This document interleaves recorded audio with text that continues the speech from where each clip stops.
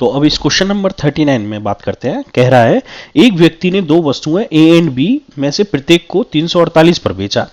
वस्तु ए पर उसे 20% लाभ तथा बी पर 13% हानि हुई। अब एक चीज बताओ 348 में बेच दिया दोनों को, दोनों की रेट फिक्स कर दी, लेकिन ए में तो 20% लाभ हो रहा है, तो ऑब्वियस सी बात है कि ए की जो प्राइस है वो 348 से कम है, इतना तो अंडरस्टैंडेबल है। अब बी में 13% हानि हो रही है, तो ऑब्वियस सी बात है कि बी की जो वैल्यू है वो 348 से ज्यादा है, तभी तो हानि हो रही है। ठीक है, अब अगर मैं ए की वैल्यू मान लेता हूं समथिंग ए, मैं ए ही लेके चलूंगा जिससे कि आसानी से समझ में आए। ए में मुझे 20% लाभ हुआ, तो 20% ऑफ ए जोड़ दिया मैंने, तो प्राइस कितनी बन गई 348। बी में बी की प्राइस मैंने बी ले लिया, माइनस इसीलिए कर रहा हूं क्योंकि लॉस हुआ है, ठीक है ना, तो 348 बन गई। ठीक, तो यहां से अगर मैं ए और बी की वैल्यू निकाल लूं, और आसानी से निकाल सकता हूं क्योंकि सिंगल वेरिएबल है। ठीक, तो ये कितना हो गया आपका 120 ए बटे 100 348, और ये कितना हो गया आपका 87 बी इक्वल्स टू 348 बटे 100। ठीक है नहीं, तो a इज इक्वल्स टू आप क्या लिखोगे, एलसीएम लिखे, लाइक ये 100 हो गया, ये प्लस 20 हो गया, तो 348 इंटू 100 डिवाइडेड बाई 120, और b में क्या लिखोगे आप 348 इंटू 100 डिवाइडेड बाई 87। ये 0 से 0 उड़ गया, 10 बचा, 12 से ये काट के देखते हैं, 12 दूनी 24 बचा 10, 12 नंबर 108, तो a की वैल्यू जो आ गई 290। चलिए अब b को इसको काट के देखते हैं कि ये कितने से डिवाइड होगा एग्जैक्टली। ठीक है ना, तो 87 को मुझे टेबल नहीं आती तो मैं इसको मान लेता हूं 90।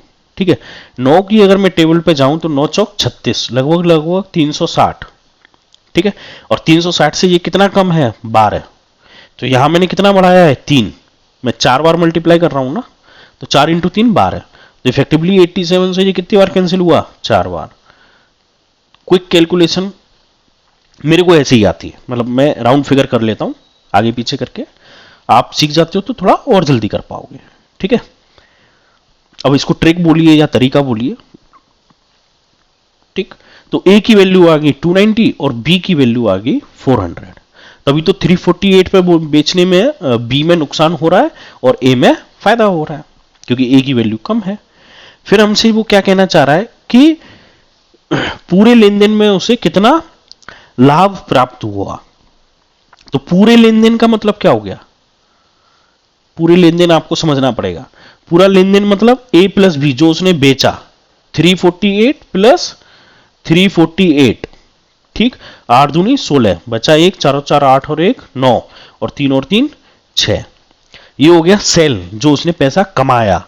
ठीक है, और पूरी प्राइस क्या थी पहले 290 प्लस 400, सॉरी जगह नहीं है तो मैं इधर लिख लेता हूं, तो 0 9, और ये कितना आ गया आपका यहां पे 4 और 2 6, टोटल प्राइस जो है वो आपकी कितनी है 690।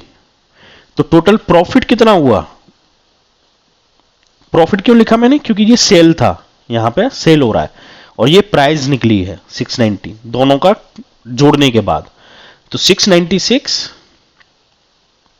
माइनस 690, फाइनल प्राइस कितना आ गया आपका, फाइनल कितना आ गया 6, तो 6 रुपए का उसे इफेक्टिवली क्या हो रहा है प्रॉफिट हो रहा है। यही तो क्वेश्चन में पूछा है, आंसर कौन सा हो गया आपका फर्स्ट। टोटल लेन देन in entire transaction you have to understand, you have to add 348 A plus B, then only you can get the sell price, and you have to add the A main price, like whatever market, like main price on which you are getting a profit of 20%, and the price of B, then only you can tell how much I got it in the complete transaction. Correct? So the answer is 6. Thank you. अगला question देखते हैं, not thank you.